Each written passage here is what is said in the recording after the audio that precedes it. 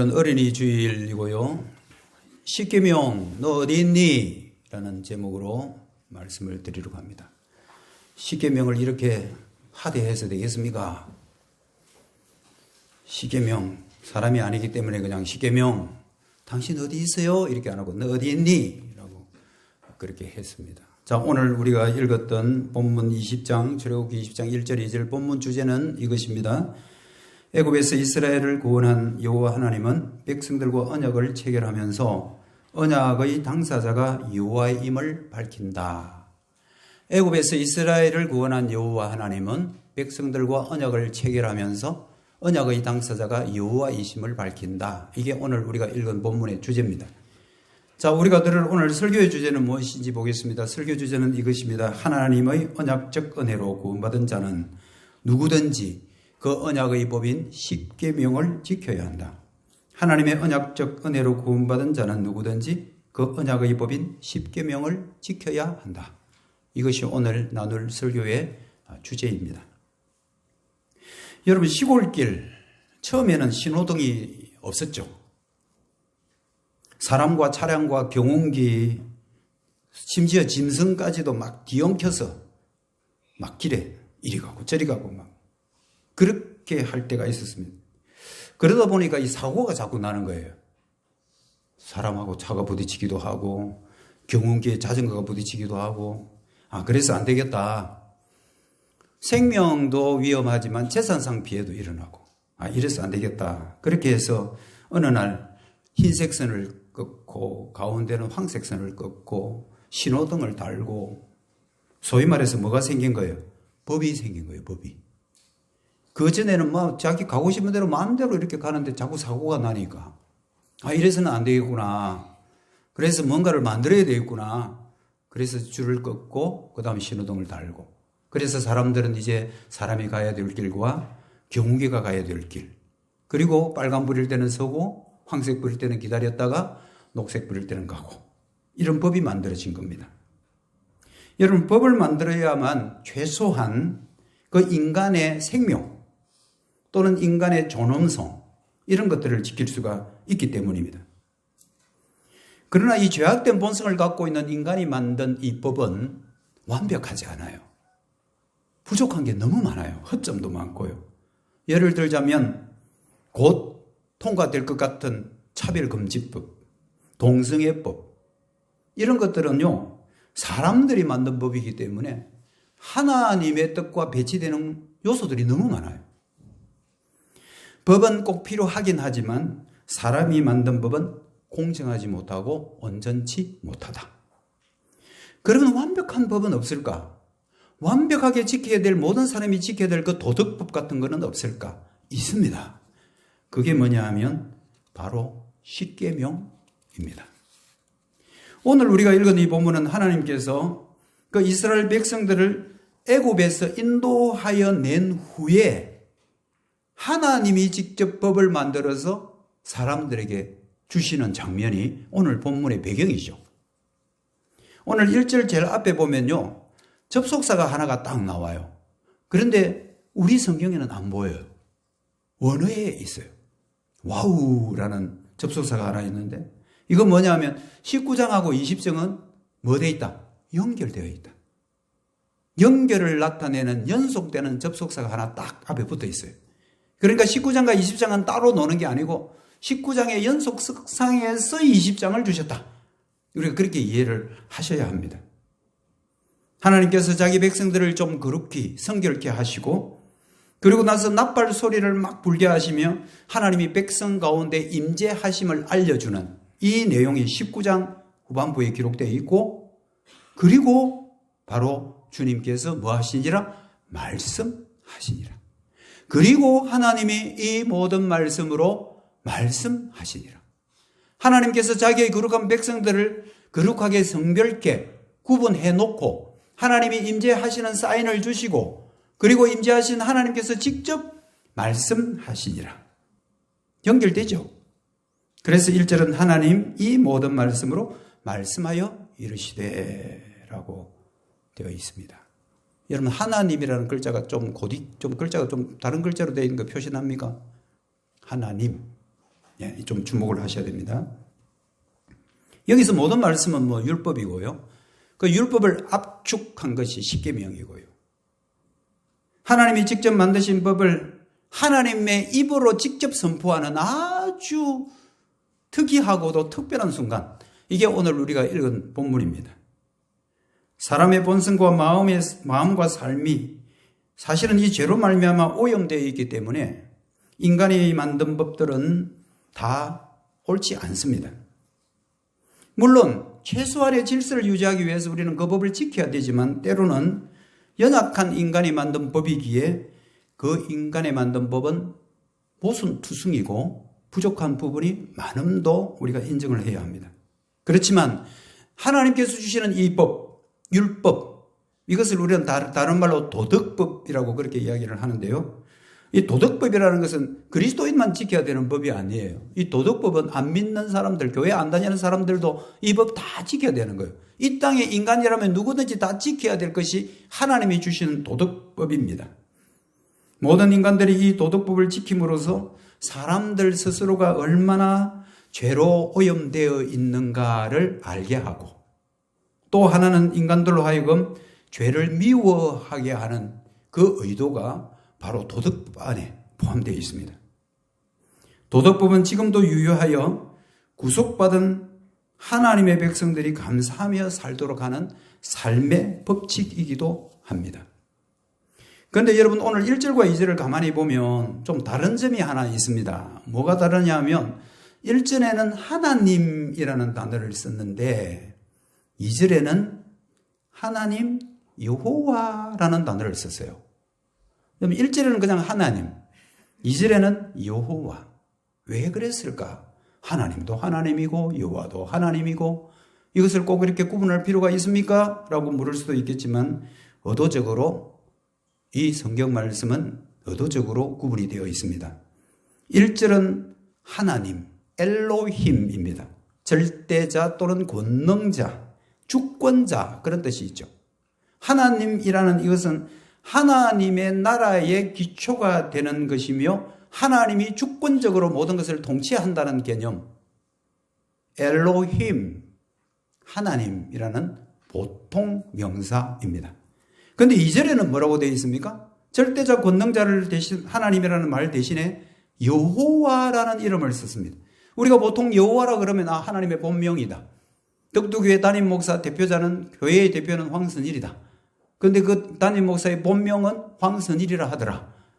이렇게 우리가, 하나님은 보통적인 호칭일 것 같으면 여호와는 하나님의 본명이다. 이렇게 우리가 이해하고 있지만 여호와는 그 정도의 뜻만 갖고 있는 게 아닙니다. 여러분, 여호와는 무슨 뜻이 있느냐 하면 언약에 신실하시다. 여호와라는 그 이름은 언약에 신실하신 하나님의 이름입니다. 그래서 여호와의 이름은 너무 좋은 이름이에요. 언약에 신실하신 하나님의 이름 여호와입니다. 오늘 본문은 애굽에서 인도하여 낸 이스라엘 백성들과 언약의 하나님이 언약을 맺는 장면이에요. 굉장히 중요한 모티브가 되는 아주 중요한 본문입니다. 십계명을 단순한 율법으로 지킬 것이 아니고 우리는 그 십계명을 언약적으로 지켜야 된다. 굉장히 중요한 말을 지금 하고 있는 것입니다. 십계명은 단순한 율법이 아니고 십계명은 언약의 법이다. 언약적으로 접근해야 된다. 왜? 그 십계명을 주신 분은 여호와 하나님이기 때문에 그렇습니다. 여호와 하나님은 언약의 하나님이기 때문에 그 법을 입으로 선포하시는 그 법도 단순한 지키고 안 지키고, 안 지키면 벌 받고 지키면 복 받는 율법이 아니고 그것은 언약적이다. 여러분들 왜 십계명이 언약적인가를 제가 두 가지를 가지고 여러분들에게 좀 설명을 하려고 하는데요. 오늘 여러분 질문지에 두 개 중에 하나만 적으시면 됩니다.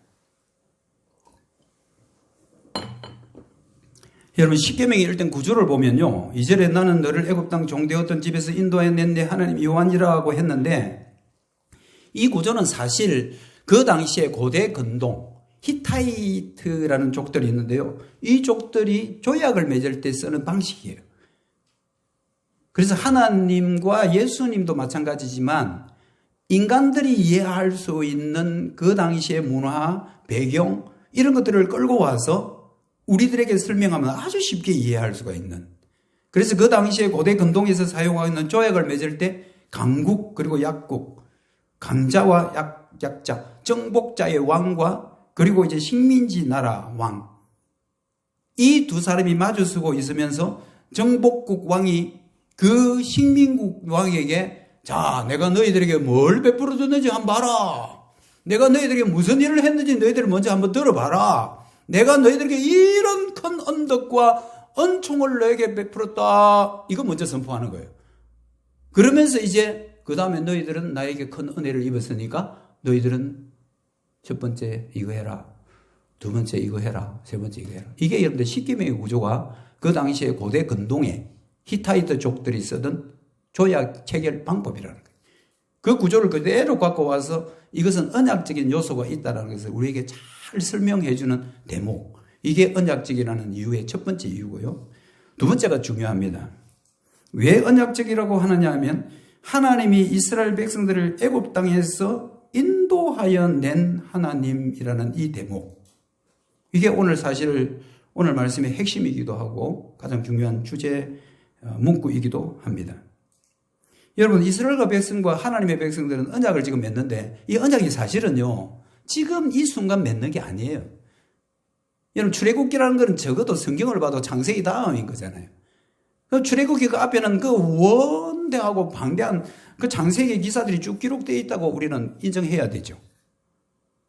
지금 이스라엘 백성들, 애굽에서 인도내한 이스라엘 백성들과 하나님 사이에 언약을 맺고 그 언약의 구조에 따라서 내가 너희들을 이렇게 은혜를 베풀었으니까 너희들은 나에게 어떻게 해야 된다라는 고대 근동의 그 언약적인 체결 요소를 끌고 왔지만 사실 이것은 하나님께서 이미 조상들과 맺은 그 언약들을 갱신하는, 다시 한번 새롭게 하는 시간임을 우리가 알 수가 있죠. 왜냐하면 창세기 15장에 보면 하나님과 아브라함 사이에 맺는 그 언약이 있습니다. 우리는 그것을 횃불 언약이라고 그렇게 이야기를 해요. 하나님이 횃불처럼 나타나시고 인간인 아브라함과 언약을 맺는데, 그때 창세기 15장 13절 14절에 보면 여호와께서 아브라함에게 이르시되 너는 반드시 알라, 네 자손이 이방에서 계기되어, 여기서 이방은 여러분 애굽입니다. 계기되어 그들을 섬기겠고 그들을 400년 동안 네 자손들을 괴롭히겠지만 그들이 섬기는 나라를 하나님이 징벌하고 그 후에 네 자손들과 그 재물을 이끌고 나오게 할 거다. 이건 아브라함과 하나님과 맺은 언약인데 이게 지금 이제 이루어진 거예요. 출애굽기에 지금 이루어져 가지고 하나님께서 그 백성들을 딱 이끌어내고 시내산에서 하나님께서 자 봐라, 내가 너희들을 약속한 대로 이끌어냈다. 그러면서 그 여호와라는 분이 말씀으로 그 언약을 새롭게 하는 언약의 법이 십계명입니다. 이 말은 십계명을 잘 지키면 애굽에서 인도해 내겠다는 말이 아니에요. 여러분, 이 순서를 잘 보셔야 됩니다. 너희들이 이 십계명 잘 지키면 내가 너희들을 애굽에서 인도해 내줄게가 아니에요. 애굽에서 먼저 무조건 인도해 놓고 잘났든 못났든 다 인도해 놓고, 여러분 이스라엘 백성들만 아니라 이스라엘 백성들을 이끌어낼 때 혼족들도 많이 따라 나왔다고 그랬잖아요. 이스라엘 백성들, 순수한 이스라엘 백성들만 나온 게 아니라 이상한 민족들도 막 그렇게 끌려가지고 같이 나오는 거예요. 짐승도 나오고 사람도 나오고. 지금 이는 순차적으로 하나님께서 먼저 애굽에서 포로되었던, 억압받고 있던 그 백성들을 먼저 인도해내고 그리고 나서 지금 십계명을 주신 것이지, 십계명을 먼저 주시고 나서 너희가 잘 지켜, 못 지키면 너희들은 안 돼, 지키면 내가 인도해낼게, 이게 아니라는 거예요. 굉장히 중요한 포인트가 바로 여기에 있습니다. 애굽에서 구원받은 백성들이 이제 이 법을 지키게 되어 있다 이 말이에요. 이 법을 지키면 구원 주는 게 아니고 이미 구원받은 하나님의 백성들이 이 법을 지킴으로써 너희들은 더 큰 자유를 누리고 더 큰 은혜를 받고 복을 받아라. 이게 여러분들의 십계명 언약의 법인 이유인 것입니다. 인간이 만든 세상법은 불공정하므로 지키는 것은 좋겠지만 다 안 지켜도 되는 것이 있습니다. 특히 하나님의 법과 배치될 때 과연 우리는 어떻게 할 건가? 이게 복음과 밀접한 관계에 있을 때 우리는 그 세상의 법을 다 따라야 될 건가 말아야 될 건가라는 그런 고민, 갈등들이 우리에게도 다 있죠. 인간이 만든 법은 불공정하기 때문에 한편에는 손들어주지만 한편에게는 굉장한 절망을 느끼게 하는 그런 모순된 법들이 구석구석 있습니다. 그것은 죄악된 본성을 갖고 있는 인간이 만든 법이기 때문에 그렇고, 하나님이 우리에게 주신 이 율법, 이 십계명은 하나님이 만든 법이기 때문에 이 법은 완벽한 것이고, 이 법을 지키는 것은 이스라엘 백성들이 애굽에서 인도해 낸 사람들이 지키듯이 구속받은 주의 백성들이 지켜야 될 언약의 법인 것입니다. 하나님이 이스라엘 백성들을 애굽에서 인도해 낸 것처럼 그 언약이 완벽하게 성취된 것이 여러분 어디입니까? 바로 예수 그리스도 안에서 완벽하게 다 성취가 되었습니다.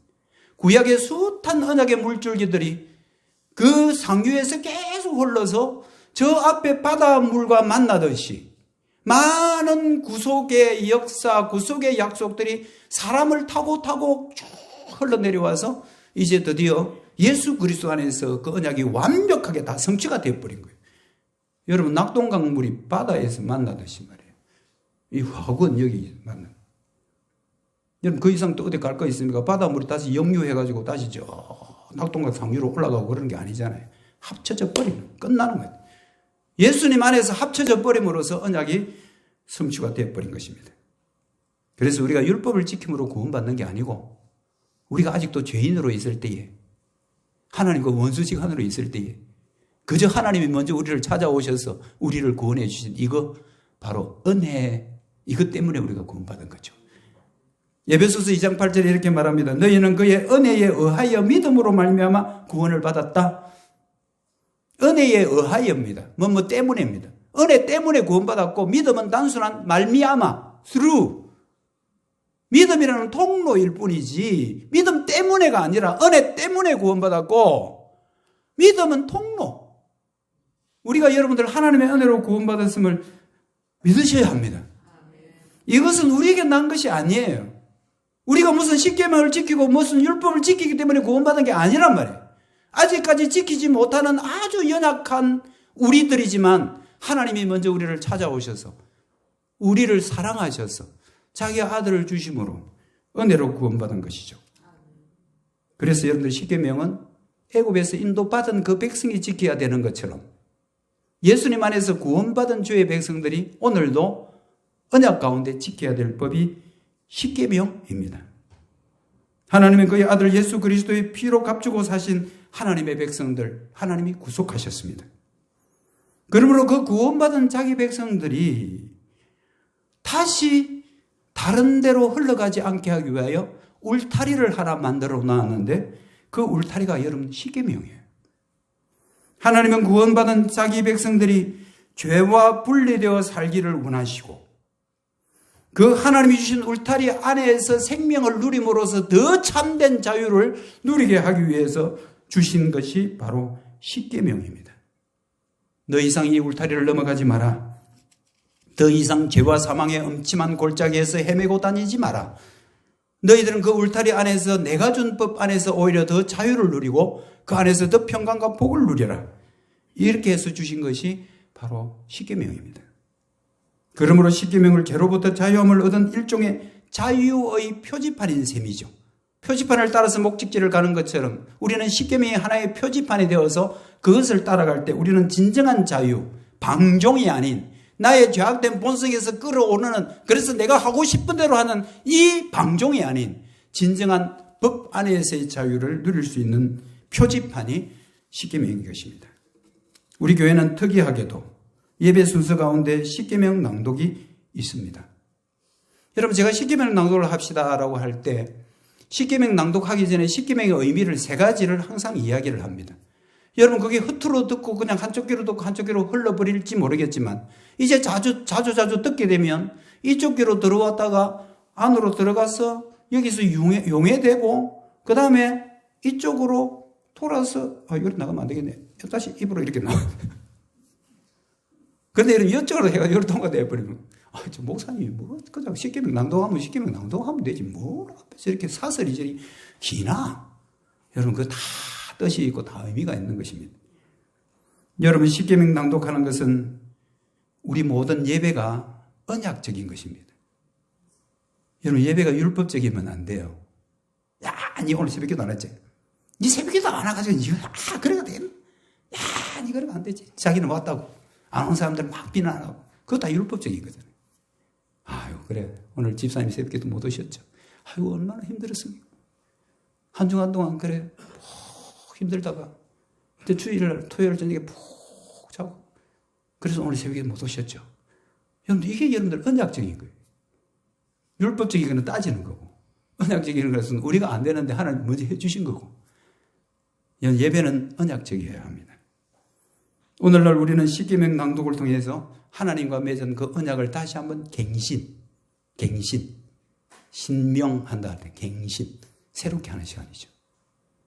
여호수아는 항상 자기 백성들에게 이렇게 고백했습니다. 여호수아 24장 15절에 보면 오직 나와 내 집은 여호와만 섬기겠다.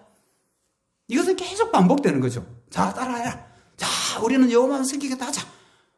여호수아 그러면 백성들이 우리는 여호와만 섬기겠습니다.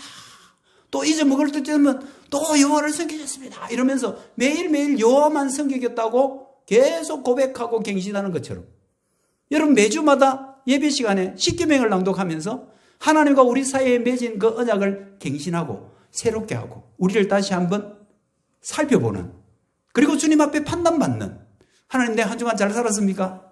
하나님 난 잘 산다고 살았거든요. 우리는 잘 산다고 사지만 여러분 우리가 점수 100점 주면 뭐합니까? 하나님이 빵점 주면 그건 빵점인 거죠. 근데 내가 이번에는 내가 너무 좀 하나님 앞에 좀 부끄러워. 근데 하나님이 의외로 아니야. 너 이번 한 주간 100점이야. 하나님 100점이면 100점인 거죠. 여러분 십계명 낭독을 통해서 하나님께 우리 자신들을 적나라하게 다 노출시켜 놓고 그래서 여러분 제3의 고백할 때 대충대충 하면 안 돼요. 마음에도 없는 소리 하다가 옆에서 큰 소리가 탁 나는데요. 부모님을 공격. 나도 해야지. 이러면 안 되고. 여러분의 모든 것들이 적나라하게 노출되는 벌거벗은 몸으로 주님 앞에 서는 여러분 이게 십계명의 낭독의 의미입니다. 새롭게 하는 것입니다. 우리는 십계명 낭독을 하면서 애굽 땅 종되었던 집에서 인도하여 낸 내 여호와 하나님이라라고 문자적으로 읽지만 이 말씀에는 예수 그리스도 안에서 바로 그것이 성취되었다는 사실을 우리는 고백하는 거예요. 이 십계명은 지금도 우리가 지켜야 할 언약의 법입니다. 우리는 주일 예배의 십계명 낭독을 통해서 한 주간 우리의 뒤를 돌아보고 반성하고 이 시간 십계명이 우리의 삶의 잣대가 되어서 하나님 앞에 나 자신이 적나라하게 노출되는 시간이며 그리고 남은 기간 동안 나의 남은 생애 동안 하나님의 이 말씀 지키고 살겠습니다라는 약속의 시간이기도 한 것입니다. 지난주에 설교에서 예배도 하나님이 원하시는 방식대로 드려야 된다라고 제가 설교를 했는데요. 예배는 품격이 있어야 되고 질서가 있어야 된다라고 말씀드렸죠. 고린도전서 14장 40절에 있는 것은 고린도전서 13장 1절부터 14장 마무리까지 전부 다 예배에 대한 내용이라고 제가 말씀을 드렸죠. 그 결론을 어떻게 내립니까? 모든 것은 품격 있게 하고 질서 있게 하라. 여러분 교회 와서 질서 지키라. 교회 와서 품격 있는 옷을 입고 와라. 이런 게 아니죠. 예배를 품격 있게 드리고 질서 있게 해라는 거예요. 그렇게 하지 않으면 너는 뭘 어기는지 아십니까? 적어도 2계명, 3계명을 어길 수 있다는 거 아셔야 됩니다. 예배를 하나님이 원하는 방법대로 드리는 것이 바로 제2계명입니다. 여러분 제1계명은 뭐냐 하면 섬겨야 될 대상이 뭐냐라는 게 1계명이고요. 2계명은 그러면 그 섬겨야 될 대상 하나님을 어떻게 섬겨야 되나 어떤 방법으로 방법을 이야기하는 게 2계명입니다. 3계명은 뭡니까? 그 하나님을 섬기는 태도가 어떤지 의도가 뭔지를 보는 게 제3계명이고 그 다음에 하나님을 바로 섬기는 하나의 시간이라고 할 수 있는 그게 제4계명인 안식일에 대한 계명인 것입니다. 여러분 우리가 주님 앞에 예배드리러 와가지고 하나님이 원하는 방식대로 안 하고 우리가 기뻐하는 방식대로 앞에서 막 우리가 이렇게 감동적으로 이렇게 하면 하나님도 감동받을 거야. 여러분 우리가 감동된다고 하나님이 따라 감동받는 게 아닙니다. 그런데 우리 방식대로 그냥 예배를 드리는 이거는 적어도 우리가 좀 더 깊이 들여다보면 이 계명을 어길 수 있다는 거. 하나님이 원하는 방법이 아닌 우리의 방법대로 드린다는 것은 이 계명을 어길 수 있다는 것을 우리 삶에 접목한다면 10계명이 단순한 구약의 법일까요? 아니라는 겁니다. 하나님이 의도하는 방법으로 우리가 예배를 드리는 게 제3계명이거든요. 그래서 망령되게 하지 말라는 거잖아요. 우리는 율법을 잘 지킴으로써 구원받은 하나님의 백성으로서의 우리의 마음의 태도를 온전히 주님 앞에 드려야 되는 것이죠. 사무엘상 13장에 보면 사울이 지금 전쟁을 할 판이에요. 전쟁을 하기 전에는 제사장이 와서 하나님 앞에 먼저 제사를 지내고 하나님의 뜻을 묻고 전쟁터에 나가야 되는데 아무리 기다려도 제사를 지내야 될 사무엘이 안 오는 거예요. 사울이 마음이 조급해집니다. 백성들은 자꾸 무서워서 군대가 저쪽 상대편 군대가 무서워 막 도망가고요. 블레셋 군대가 얼마나 강한 군대입니까? 그런데 사무엘은 오지도 않고요. 계속 저쪽에서는 자꾸 막 시비를 걸고요. 그래서 불안하다 못해서 그냥 사울이 제사를 지내버려요. 가서 오늘 먼저 내가 드려볼게. 사무엘이 뒤에 와가지고 책망합니다. 왕이 도대체 무슨 짓을 한 겁니까? 왕이 할 일이 있고 제가 할 일이 있는데 왕이 도대체 무슨 일을 한 겁니까? 그러면서 죄송하지만 다른 사람을 등판시켜야 되겠습니다. 공 이리 주세요. 감독 나가가지고 여러분 투수한테 공 받아가지고 다른 사람 주는 것처럼 왕자리를 바꿔버린. 이건 무엇을 의미합니까? 지금 이 사울은 왜 제사를 지내냐? 하나님의 뜻을 묻고 하나님 앞에 모든 것을 맡기고 전쟁에 나가야 했다는 게 아니고 빨리 치르고 지금 이 호기에 나가서 싸워서 이겨야 된다는 생각밖에 없는 거예요. 하나님을 이용하는 거죠. 그래서 그래도 뭐 안 할 수는 없으니까. 근데 사무엘은 안 오니까 자기가 그냥 제사 지내고 가자. 여러분들 의도까지도 하나님께서는 보신다는 거. 이게 여러분들 3계명이라는 것도 아셔야 됩니다. 여러분 10계명 낭독은 우리 교회만 하는 것이 아니고 종교개혁자들이 주신 아름다운 유산입니다.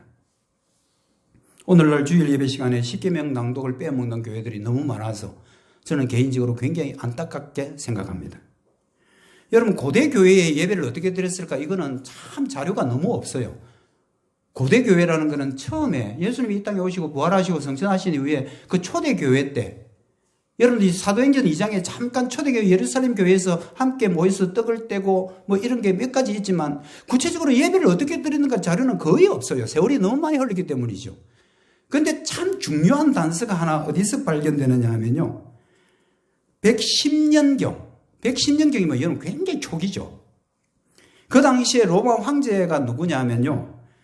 트라야누스, 다른 말로 트라얀이라는 황제예요.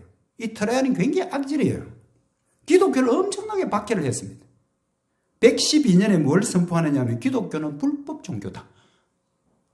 황제가 온 로마 제국에 기독교는 불법 종교니까 앞으로 기독교인들이 모여서 예배 드리기만 하면 전부 다 우리한테 고발해. 그 사람은 전부 다 처형이야. 트라이안이 굉장히 기독교를 박해했었습니다. 그 당시에 비두니아라는 지역에 총독한 사람이, 총독은 로마 사람이잖아요. 그죠? 총독이 그 자기가 다스리고 있는 그 지역의 기독교인들에 대한 보고서를 트레안 황제한테 보내는 보고서가 있어요. 그 보고서 내용이 이런 내용이 있습니다. 이 기독교인들은 정해진 날, 주일이죠. 동이 트기 전에 모여 예배를 드리고 있습니다. 그 가운데 도둑질, 약탈, 간음, 배교와 배신 등은 하지 않기로 서약을 하곤 합니다. 보고서에 이런 내용이 있어요. 여러분 이게 뭡니까? 도둑질, 약탈, 간음, 배교와 배신 등을 하지 않기로 서약하고 있습니다. 여러분 이게 십계명의 흔적이에요. 십계명 낭독의 흔적인 거예요. 초대교회 때부터 예배에 율법서를 포함한 성경 말씀 자체를 낭독하는 것. 이게 관례였습니다. 우리 한국 교회에 언제 이게 십계명이 들어왔을까라는 것을 저는 하나의 지금 숙제로 안고 주변 사람들의 도움도 구하고 있지만 종교개혁이 일어나면서 회개를 이끌기 위해서 적어도 루터라든지 부처, 칼뱅 이런 사람들은 십계명을 낭독했던 흔적들이 남아 있습니다.